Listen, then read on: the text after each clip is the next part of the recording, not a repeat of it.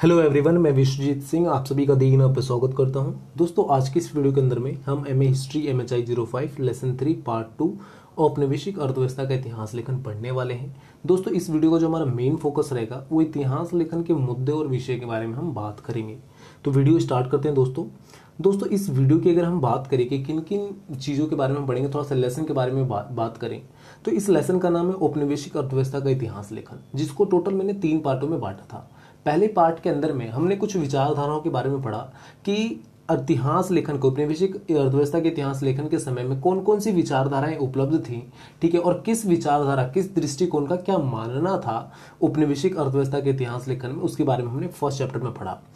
आज का जो हम पार्ट पढ़ने वाले हैं, सेकंड पार्ट पढ़ेंगे, ठीक है, इसका पूरी तरह से डिपेंडेंसी क्या है, फर्स्ट वाले पार्ट के ऊपर में है। जितने भी हम मुद्दों के बारे में बात करेंगे कि इन मुद्दों के आधार पर अर्थव्यवस्था का इतिहास लेखन लिखा गया, ठीक है, अर्थव्यवस्था जो औपनिवेशिक अर्थव्यवस्था थी उसकी इतिहास लेखन लिखी गई। तो इन सभी मुद्दों के अंदर में आप उन सभी विचारधाराओं का आप प्रकाश देखोगे, ठीक है। प्रकाश देखने का मतलब क्या कि उन सभी विचारधाराओं का यहाँ पे इन्वॉल्वमेंट होगा।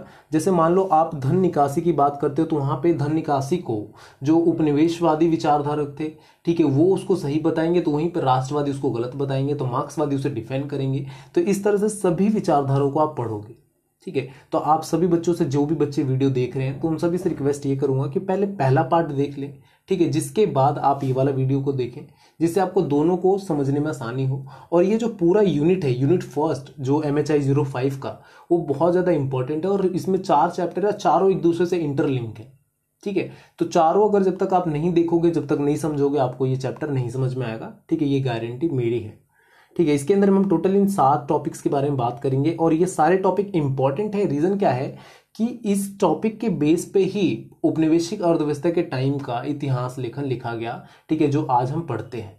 सिर्फ हम इतना जानते हैं कि 16वीं 17वीं शताब्दी के अंदर में अंग्रेज सब आए और हमें अपना गुलाम बना लिया। किस प्रकार से गुलाम बनाया और हमारे अंदर में गुलाम बनाया, 200 सालों तक हमारे ऊपर राज किया, फिर भी हमारे अंदर में उनके प्रति दोस्त की भावना नहीं है, ठीक है। हम नॉर्मली उनके बारे में कभी बुरा नहीं सोचते, 200 सालों तक राज करने के बावजूद भी, ठीक है। तो क्या चीजें रहीं, क्या प्रवृत्ति रही, किस कारण से हम ऐसा नहीं सोचते हैं, ये सारा कुछ हम देखेंगे, ठीक है। बहुत ही ज्यादा इंपॉर्टेंट है और ये जो MHI 05 है, अगर आप इसे पढ़ते हो तो बहुत सारी चीजें आपको नया पता चलेगा ईस्ट इंडिया कंपनी के बारे में, उनकी विचारधाराओं के बारे में, ठीक है, और उस समय के जो दूसरे जो विचारक थे उनके बारे में पता चलेगा। तो स्टार्ट करते हैं दोस्तों, आज का वीडियो बहुत ज्यादा इंपॉर्टेंट है, ठीक है। सबसे पहला टॉपिक आ जाता है इसके अंदर में 18वीं सदी एवं उपनिवेशवाद।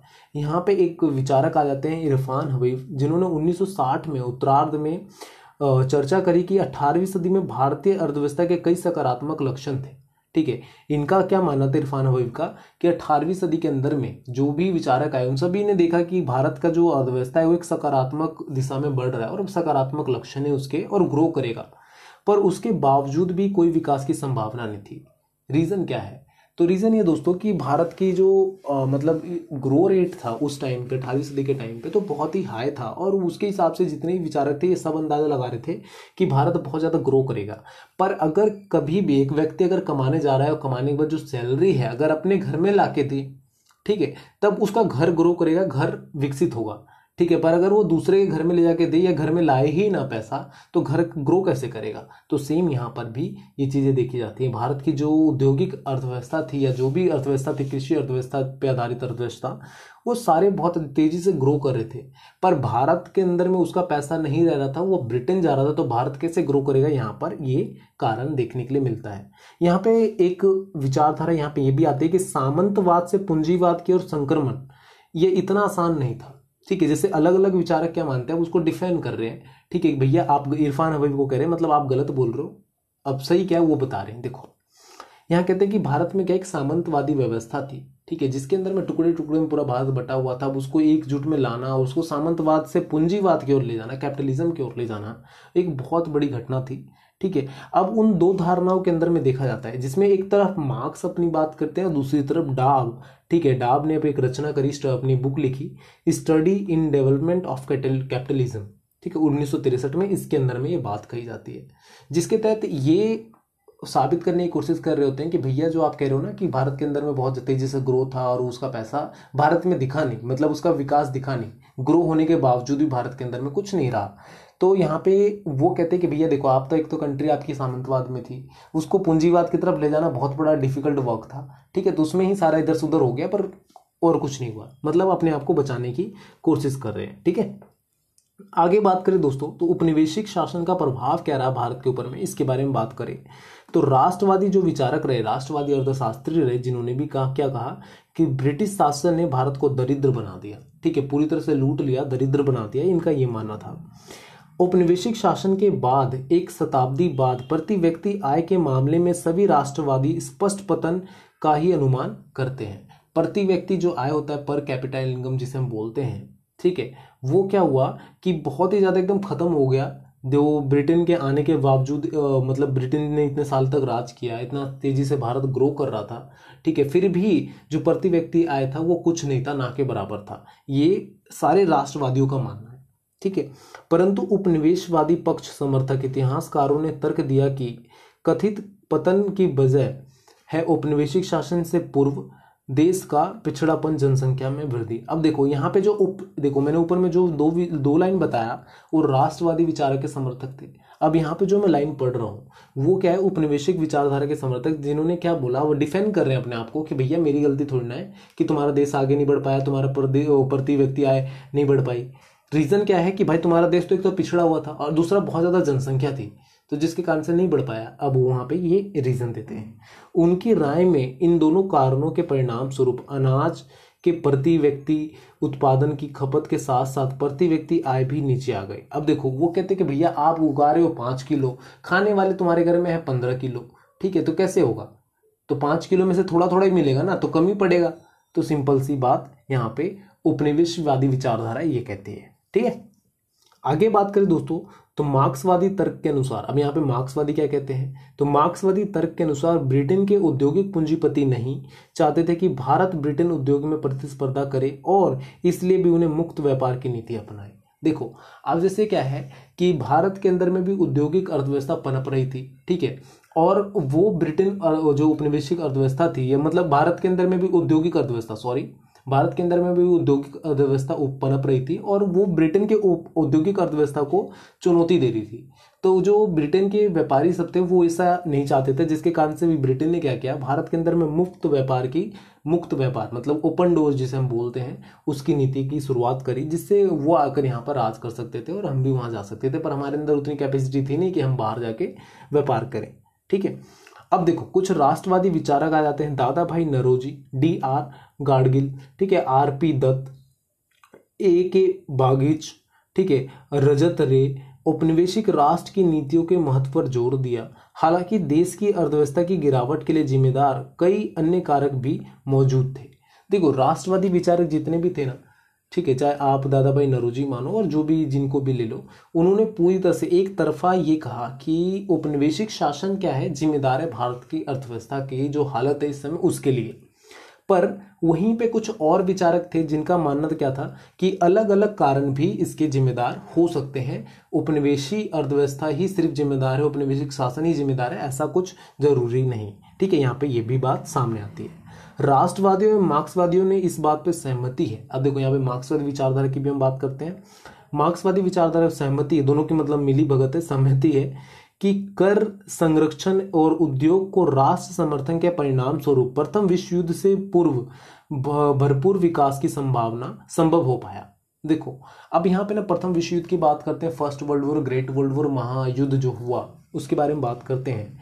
तो जब फर्स्ट वर्ल्ड वॉर में ब्रिटेन का इन्वॉल्वमेंट आया, ठीक है, तो ब्रिटेन पूरी तरह से मतलब जो अपने औपनिवेशिक जो जगत है, जितने भी उपनिवेश जिसने कायम कर रखा था अपना, ठीक है, उन पे से अपना ध्यान हटा दिया, ठीक है, उतना ज़्यादा ध्यान नहीं रख पाया, जिसके कारण से क्या हुआ, जो भारत के अंदर में और जितने भी अलग अलग जगहों पे थी, तो वहाँ पे एक तरह से ग्रो बढ़ी, ठीक है, वहाँ पे जो भारतीय जो अर्थ होती औद्योगिक व्यवस्था थी उसने विकास किया। उसी समय पे आपको टाटा स्टील कंपनी का शुरुआत देखेगा जमशेदजी टाटा के द्वारा, वो सब चीज़ें आपको देखने के लिए मिलेगा, ठीक है। तो वहाँ से आप ये सारी चीज़ें देखोगे, ठीक है। आगे इसके बारे में जब हम औद्योगिक वाले बारे में पढ़ेंगे ना, तब आगे हम इस वाले पॉइंट के बारे में चर्चा करेंगे डिटेल में, ठीक है। स्टार्ट करते हैं आगे।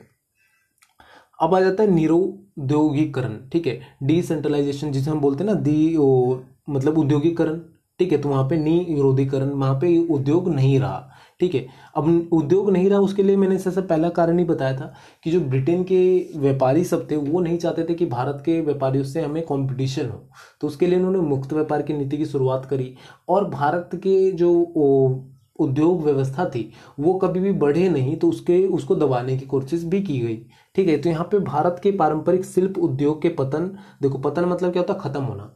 पतन के पूर्व वामपंथी राष्ट्रवादियों ने मूल्यांकन का यह तर्क दिया कि उत्पादित मालों के आयात के परिणाम स्वरूप भारत के उत्पादन की द्वितीयक क्षेत्र में रोजगारत लोग की संख्या बहुत घट गई, साथ ही भूमिहीन कृषक मजदूरों की संख्या में वृद्धि हुई। देखो अब यहाँ पे जो राष्ट्रवादी विचारक थे वो क्या मानते थे कि भैया आप क्या कर रहे हो, तो शिल्प उत्पादन कर रहे हो हमारे से और आयात कर रहे हो बाहर, ठीक है। तो आयात कर रहे हो मतलब यहाँ से ले जा रहे हो, वहां पे बेच रहे हो जो भी, या फिर बनाकर खुद ही बेच रहे हो यहाँ पर।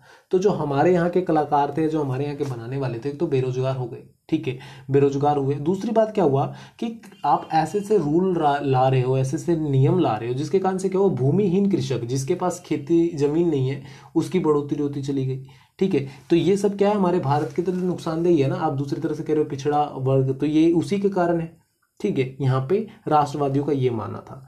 एस.जे. पाटिल करके 1992 में एक आते हैं व्यक्ति, जिन्हें सेंसर ऑफ इंडिया रिपोर्ट के हवाले से, वहां पे एक रिपोर्ट छापी गई थी सेंसर ऑफ इंडिया 1992 में, उसके हवाले से बताते हैं कि भारत में भूमिहीनता का नाटकीय वृद्धि हुई, ठीक है। नाटकीय तौर पर मतलब, एक नाटकीय तौर पर मतलब क्या कि अचानक से इतनी ज्यादा ना वृद्धि हो जाना भूमिहीनता किसानों की। जब एक सर्वे हुआ तो उससे पता चला कि इतने लोग बिना खेत वाले लोग हैं, ठीक है। बट रियलिटी ऐसा नहीं था कभी भी, ठीक है। कैसे वो भूमिहीन हुए, वो कृषि वाला भी पॉइंट आएगा उसमें मैं बताऊंगा आपको।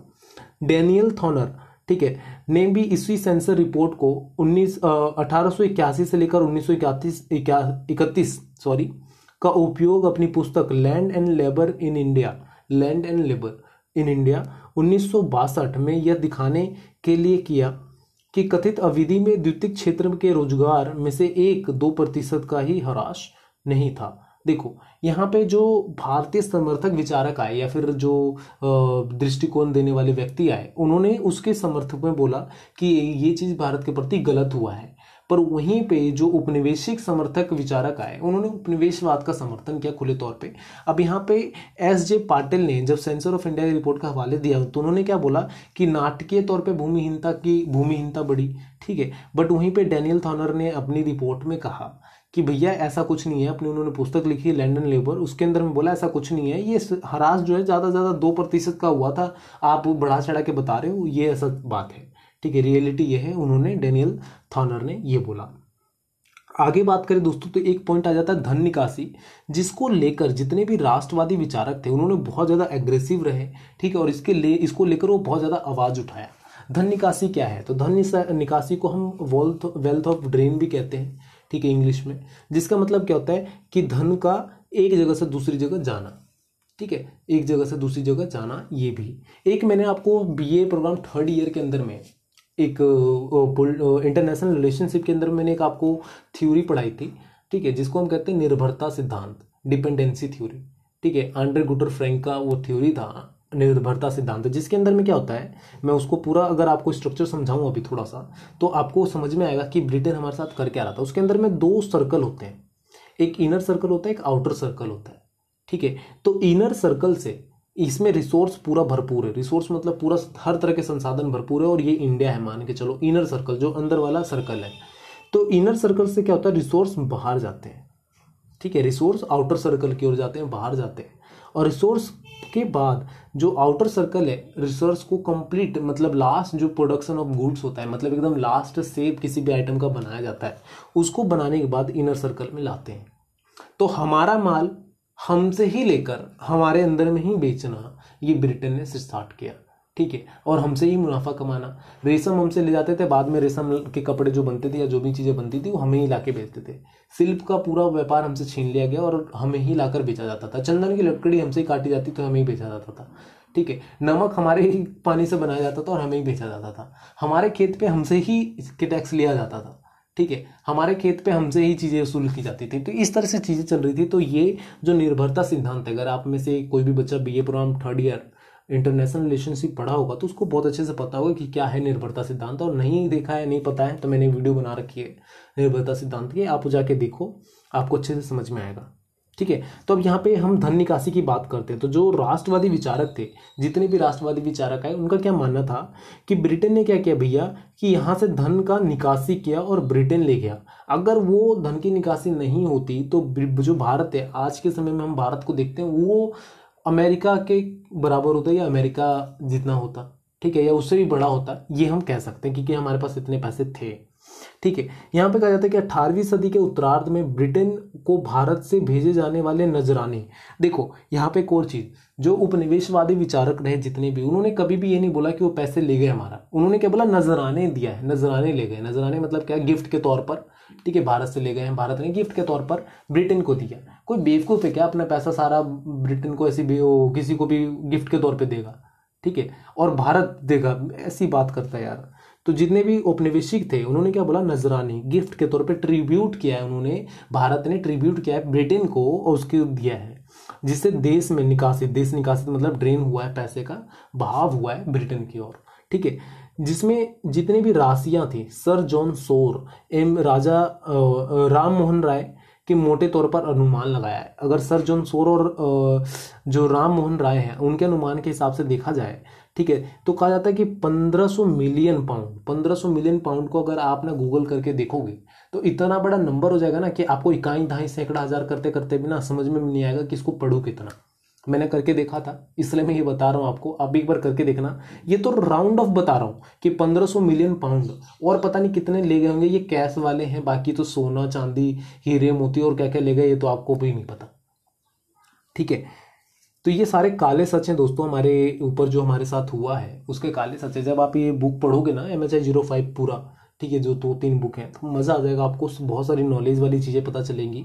ठीक है, बहुत ही इंटरेस्टिंग बुक है, टाइम थोड़ा सा लगता है पर पढ़ो सही से, फिर उसको बात करो। ठीक है, और जो मैं पढ़ा रहा हूँ आपको जितना भी ना, तो इसको पढ़ने के बाद एक बार आप जरूर टाइम दो कि उसको अपना भी पढ़ पाओ, अपने से भी थोड़ा सा देख पाओ, जिससे बहुत ज़्यादा मज़ा आएगा आपको, बहुत सारी चीज़ें सीखने के लिए मिलेंगी। और एक चीज़ और दोस्तों, मैं आपके ऊपर टाइम दे रहा हूँ, अपना पढ़ा रहा हूँ आपको, ठीक है, इतना बड़ा चैप्टर है, 17-18 मिनट तक नॉन स्टॉप बोलना है, एक बार में वीडियो बनाना बहुत डिफिकल्ट हो जाता है। ठीक है, आपके लिए तो मैं 4 लाइन लिखता हूँ यहाँ पर मुझे बोलना 40 लाइन पड़ता है, तो 40 लाइन एक बार में पढ़ के रखना, सोच के रखना बहुत दिक्कत वाली बात होती है। तो यार मैं आपके लिए कुछ कर रहा हूँ तो आप भी हमारे लिए कुछ कीजिए, हमारे वीडियो को लाइक शेयर सब्सक्राइब कीजिए, अपने दोस्तों तक पहुँचाइए, ठीक है, जिससे हमारे चैनल को हेल्प मिले, हमें हेल्प मिले, ठीक है, हमारे पूरे ग्रुप को हेल्प मिले और हम मोटिवेट हों और आपके लिए और वीडियो बनाएं। ठीक है, तो ये छोटा सा रिक्वेस्ट है, जरूर कीजिएगा आप सभी बच्चे। लास्ट यहाँ पे एक पॉइंट और हम बात करते हैं। तो हालांकि धन की निकासी का सिद्धांत दादा भाई नौरोजी के संबंध में है, उनके अनुसार 19वीं शताब्दी के उत्तरार्ध तक 1500 मिलियन पाउंड की भारत से धन निकासी हुई। और आप सब कमेंट करके बताइएगा 1500 मिलियन पाउंड कितना होता है। ठीक है, कमेंट में वेट करूंगा आपका कि कितना 1500 मिलियन पाउंड इंडियन रुपीस में आज के समय में कितना हो जाएगा, कितने रुपए हो जाएगा, लिख के बताइएगा। ठीक है, अपनी पुस्तक poverty and British rule British rule in India, ठीक है, लंदन 1901 में उन्होंने दावा किया था कि इस धन निकासी के कारण भारत दरिद्र हो गया। ठीक है, जो दादा भाई नौरोजी थे उन्होंने ये बोला कि भारत से इतने रुपए ले गए भैया, आप इतने पाउंड ले गए, उसके कारण से क्या हुआ, भारत दरिद्र होता चला गया। ठीक है, ये मानना था दादा भाई नौरोजी का। ठीक है, उनके अनुसार हम बात करें, आप दादा भाई नौरोजी के अगर अनुसार बात करो तो ब्रिटेन ने पूंजी निवेश भारत में किया, वह तो निकासी मतलब ड्रेन महज एक छोटा सा अंश था। अब देखो यहाँ पे ना जो राष्ट्रवादी विचारक थे वो कहते भैया आपने हमारे पैसे ले गए और उसके कारण से हम दरिद्र बन गए, पर वहीं पे जो उपनिवेशिक विचारक थे वो कहते हैं कि भैया हमने ना आपका पैसा आप पे ही निवेश किया, आपको पता नहीं। ठीक है, तो यहाँ पे जो दादा भाई नौरोजी थे वो कहते कि जो ब्रिटेन ने हमारे ऊपर निवेश किया हम मानते हैं, पर वो एक महज छोटा सा अंश था। ठीक है, जितना ले गए उसका छोटा सा बूंद भर भी नहीं आपने निवेश किया, ये कहना था दादा भाई नौरोजी का। इतना ही नहीं, तैयार मालों के निर्यात से भी ब्रिटेन ने भारी मुनाफा कमाया।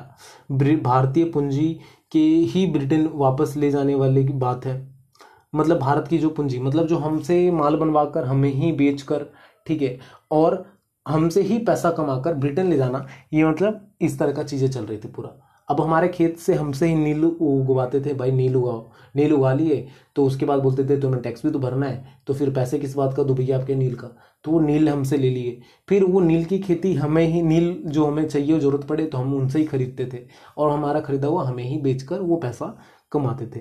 नरूजी ने विश्लेषण में एक प्रकार के आंतरिक रिसाव की भी बात करी कि एक रिसाव हो रहा था भाई, अंदर अंदर ही रिसाव हो रहा था, और क्योंकि गिने चुने शहरों द्वारा संसाधनों का शोषण होता था। अब देखो सबसे ज़्यादा अगर शोषण की बात करें तो सबसे पहले जो शोषण होता है बंगाल से शुरू होता है, क्योंकि बंगाल में ही उन्होंने सबसे पहला अधिकार जमाया था और बंगाल में ही सबसे ज़्यादा शोषण के तौर पे देखा गया और धीरे धीरे करके पूरे भारत में ये व्यवस्था छा गई। ठीक है, अब आगे बात करें कृषि व्यवसायीकरण के बारे में बात करें, यहाँ पे थोड़े हम कृषि के रिलेटेड मुद्दों के बारे में फोकस करेंगे।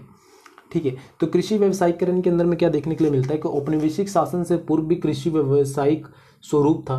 ठीक है, और व्यवसायीकरण की इस प्रक्रिया औपनिवेशिक काल की कई गुना बढ़ गई। देखो यहाँ पे कुछ विचारकों का ये मानना है कि भैया उपनिवेशवाद के आने से पहले भी भारत के अंदर में कृषि जो व्यवस्था थी वो बहुत अच्छी थी और बहुत ग्रो रेट पे चल रही थी, बहुत ही ज़्यादा विकास कर रही थी, पर तुम्हारे आने के बाद चीज़ें बदली नहीं और बद से बदतर हो गई। ठीक है, इस तरह से राष्ट्रवादियों की दलील थी कि कृषि का उत्तरोत्तर व्यवसायीकरण किया गया ताकि ब्रिटेन के लिए भारत में सस्ता खाद्य और कच्चे माल की आपूर्ति रख के साथ अमेरिका अन्य देशों के साथ व्यापार का अधिशोषण प्राप्त कर सके। देखो ब्रिटेन ने क्या किया कि हमारे भारत से कच्चे माल का तैयार करवा के कच्चे माल को ले जाता था और दूसरे देशों में सप्लाई करता था, वहाँ बेचता था। ठीक है, अनाजों की जो उत्पत्ति होती थी हमारे भारत से ले जाकर दूसरी जगहों पे ले जाता था, अपने देश में ले जाता था। तो यहाँ पे ये एक बात कहता है कि भैया आपने क्या किया कि हमारे देश में पहले, इसके आने से पहले क्या था कि जो भी हम उगाते थे हमारे देश में रहता था तो हमारे देश को ग्रो हो रही थी, पर इसके आने के बाद, ब्रिटेन के आने के बाद क्या हुआ कि हम जो भी उगाते हैं वो बाहर जाता था। ठीक है, तो जब बाहर जा रहा है तो वहाँ पे हमारे देश में फायदा कहाँ से दिखेगा, ये सिंपल सी बात यहाँ पे राष्ट्रवादियों ने उठाई। ठीक है, भारत से प्राप्त इस व्यापार अधिशेष के बूते ब्रिटेन यूरोप एवं अमेरिका के साथ भुगतान संतुलन की कठिनाइयों के से बचने की मंशा रखता है। ठीक है, राष्ट्रवादियों ने इस संदर्भ में कहना था कि 18वीं एवं 19वीं सदी के पूर्वार्ध में अफीम और नील की फसलें की पैदावार कृषक शरीर जुल्म की तरह उनकी आर्थिक मजबूरियां के तहत होती रही। यहाँ पे थोड़ा सा कंफ्यूजन हो गया था दोस्तों पढ़ने में, सॉरी, आगे मैं बताता हूँ आपको, समझाता हूँ क्या है। देखो राष्ट्रवादी ये कहते थे भैया 18वीं 19वीं शताब्दी के समय में जो नील और अफीम की खेती करवाई जाती थी अंग्रेजों के द्वारा, एक तरह से उनके ऊपर जुल्म होता था और वो मजबूरी में करते थे, कोई ये नहीं था आर्थिक मजबूरी के कारण करना पड़ता था। अब रीज़न क्या था, उन्होंने क्या किया, खेतों को अलग अलग मतलब तरीके से बांट दिया, जिसके कारण से अब उनको टैक्स भरना पड़ता था। अब उतना उनके पास पैसा नहीं होता था कि वो टैक्स भर पाए। ठीक है, अब टैक्स भरने के लिए पैसा नहीं है तो वो करेंगे क्या, तो उनके द्वारा क्या होता था, आर्थिक प्रलोभन दिया जाता था कि भैया आप ये पैसे ले लो। ठीक है, आर्थिक प्रलोभन दिया जाता था। आर्थिक प्रलोभन लेने के बाद उनको वापस भी रिटर्न भी करना है पैसा। अब रिटर्न करेंगे, अब रिटर्न करने के लिए पैसा नहीं है तो अंग्रेज कहते हैं भैया पैसा लौटाओ, नहीं तो आप एक काम कर लो, नील की खेती कर लो, अफीम की खेती कर लो। और नील और अफीम इतनी ज़्यादा महंगा बिकता था, वो उनसे हमसे खेती करवाते थे। और हमारे साथ क्या होता था, एक बार अगर आप किसी खेत में नील की खेती कर लो तो वो खेत खत्म हो जाता है, वो वापस उसमें कोई खेती नहीं की जा सकती है, नहीं हो सकता है, नहीं उग सकता है। ठीक है, तो इस तरह से नील और अफीम की खेती करवाई जाती थी। ठीक है, आगे बात करें दोस्तों तो यहाँ पे अस्थाई बंदोबस्त को लागू करना। ठीक है, तो एक तरह से धीरे धीरे करके ना ये उप सामंतवाद का शुरुआत होना, निठुर लगान मतलब एक तरफा लगान लगाना। ठीक है, लगान में बढ़ोतरी करना, महाजनों की मतलब महाजनों का मतलब प्रभुत्व कायम करवाना। ठीक है, बेनामी सम जमीन को हड़पना। ठीक है, इस तरह से ना धीरे धीरे करते उन्होंने जो कृषि व्यवसायीकरण था पूरी तरह से खत्म कर दिया भारत के अंदर में। क्योंकि जब आप स्थायी बंदोबस्त लागू कर रहे हो, ठीक है, पूंजीवाद को बढ़ावा देने के लिए उप सामंतवाद को ला रहे हो, और जो महाजन हुआ करते थे जिनसे हम पैसे लेते थे उधार खेती करने के लिए, उनका बढ़ोतरी करवा रहे हो, तो धीरे धीरे जो छोटे छोटे किसान थे, जो छोटे मोटे किसान थे, वो धीरे धीरे खत्म होते चले गए। भूमिहीन किसानों की यहीं से बढ़ोतरी होती है। जिनके बड़े खेत थे, बड़े किसान थे, वो रह गए, बाकी जो छोटे छोटे किसान थे वो खत्म होते चले गए। सबसे बड़ा रीजन यहीं पे था। अब वो किसी भी महाजन से अगर पैसा लेते थे तो उसको पैसे को लौटाना है, तो अंग्रेज नील के खेती के बदले में पैसे देते थे, तो वो नील की खेती उससे करवाते थे। उसके बाद उस पर टैक्स भी भरना पड़ता था उन्हें। ठीक है, तो ये सारी चीजें चलती थी। समझ में आता है दोस्तों? आगे बात करें तो यहाँ पे दो चीज़ आ जाता है, आधुनिक उद्योग का विकास और एक आ जाएगा मुद्रा वाला। ठीक है, तो आधुनिक उद्योग की विकास की बात करो तो यहाँ पे हम सिंपल सा देखते हैं दोस्तों कि जो फर्स्ट वर्ल्ड वॉर चला था, सिविल वॉर जिसे हम बोलते हैं, ठीक है, या फिर आप बोल दो गृह युद्ध, जो ब्रिटेन के अंदर में जो गृह युद्ध हो रहा था, फर्स्ट वर्ल्ड वॉर, महायुद्ध हो रहा था, ग्रेट वर्ल्ड वॉर जिसे हम फर्स्ट वर्ल्ड वॉर के तौर पे देखते हैं। तो उस समय क्या हुआ, भारतीय अर्थव्यवस्था थी, जो उद्योग व्यवस्था थी, वो बहुत तेजी से ग्रो कर रहा था। रीजन क्या था कि ब्रिटेन अपनी गृह युद्ध में फंसा हुआ था। ठीक है, ब्रिटेन अपने घर के वॉर में फंसा हुआ था, सिविल वॉर में फंसा हुआ था। उसके कारण से भारत की जो अर्थव्यवस्था थी बहुत ज़्यादा ग्रो करी। ठीक है, जहाँ पे टाटा स्टील्स जो है, अभी टाटा इंडस्ट्रीज है, वो भी उस समय ही आई थी और उस समय ही ग्रो करना उसने शुरू किया। पर ये जितनी भी चीज़ें जो मैंने स्टार्टिंग से आपको बताते हुआ आ रहा हूँ कि जो विदेशी व्यापारी थे, जो ब्रिटेन के व्यापारी थे, वो ये नहीं चाहते थे कि भारतीय अर्थव्यवस्था इस तरह से ग्रो करे और उनको भारत के सामने कॉम्पिटिटर के तौर पे रखा जाए। ठीक है, वो खुले मैदान में अकेले ही राज करना चाहते थे, पर उसके लिए भी उन्होंने ओपन डील की नीति अपनाई, जिससे वो भारत के अंदर में आके व्यापार कर सके, पर भारत के लोग वहाँ पे जाके व्यापार कर पाए, इतना सक्षम थे नहीं उस टाइम पे वो। ठीक है, तो ये सारी चीज़ें चलती हैं। तो दोस्तों ये वाला पॉइंट आप खुद थोड़ा सा पढ़िएगा, बहुत ज़्यादा हो जाता है। मुद्रा एवं वित्त व्यवस्था की बात करो तो किस तरह से मुद्रा बाहर गया, भारत की मुद्रा किस तरह से बाहर गई। ठीक है, सोने चांदी हीरे मोती किस तरह से बाहर गए और राष्ट्रवादियों ने किस तरह से आलोचना करी है उपनिवेशिक प्रशासन की, इसके बारे में इस वाले पॉइंट के अंदर में पढ़ने के लिए मिलेगा आपको। स्वर्ण परवाह, जो सोने की चीज, जो वस्तुएं थी, वो भारत से ब्रिटेन गई। ठीक है, उसके बारे में यहाँ पे आप पढ़ोगे। ठीक है, आज के समय में क्या हम जो एफडीआई करते हैं ना, फॉरेन डायरेक्ट इन्वेस्टमेंट, एफडीआई, तो हम ना पैसों में करते हैं, अमेरिकन डॉलर को इकट्ठा करते हैं। पर जो ब्रिटेन है हमारे भारत से इतना सोना ले गए, तो वो सोने को इकट्ठा करके रखना वो उनके लिए पूंजी के तौर पे हो जाता है, हमारे लिए नहीं है, हमारे लिए सिर्फ डॉलर है। ठीक है, पर वो हमसे इतना सोना ले गए कि कभी किसी और कंट्री के पास उतना सोना था ही नहीं, हमारे पास जितना सोना था। ठीक है, तो ये एक बहुत बड़ा ग्रो के तौर पे देखने के लिए मिलेगा। तो ये सारी चीज़ें आपको यहाँ पे मिलेगी। ठीक है, और ये सारी चीज़ें जितनी भी हैं ये बहुत ज़रूरी भी हैं आपके लिए। तो ये लास्ट पॉइंट था, यहाँ पे आपका पूरा ये खत्म होता है। ठीक है, तो फ्रेंड्स लास्ट रिक्वेस्ट ये है कि thank you for watching me and thank you for listening मी। आप सभी रिक्वेस्ट ये है कि हमारे चैनल को फॉलो कीजिए, हर सोशल मीडिया पे हम मिल जाएंगे आपको। ठीक है, डिस्क्रिप्शन में लिंक है, वहाँ से आपको सारा कुछ मिल जाएगा डिटेल, तो जाइए फटाफट फॉलो कीजिए। और जो भी अपडेट हो, कुछ भी तरह का किसी तरह का डाउट हो तो आप हमें कमेंट करके पूछ सकते हैं। तो friends thank you for watching me, thank you for listening me, bye bye, take care.